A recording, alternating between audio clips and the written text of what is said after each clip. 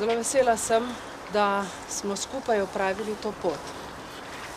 Pot, ki se je začela v tem zelo težkem, prejšnjem, zelo težkem stoletju in ki jo na nek način zaključujemo pred pomnikom našim padlim leta 1991.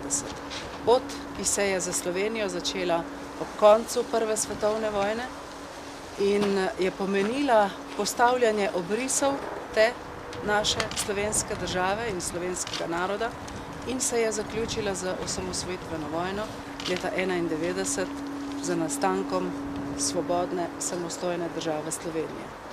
Za to državo je v desetletjih padlo zelo veliko ljudi, vojakov in civilistov. In v čast nam je, da smo lahko skupaj z vsemi vami, pripadniki diplomatskega zbora v Republiki Sloveniji in s pripadniki različnih verskih skupnosti v Sloveniji, na nek način počastili dan, ki mora ostati v spominu vsem, ki čutimo odgovornost do svetovnega miru. To je 11. november 1918, konec Prve svetovne vojne, ko so človeštva mislila, da bo konec vojne za vselej.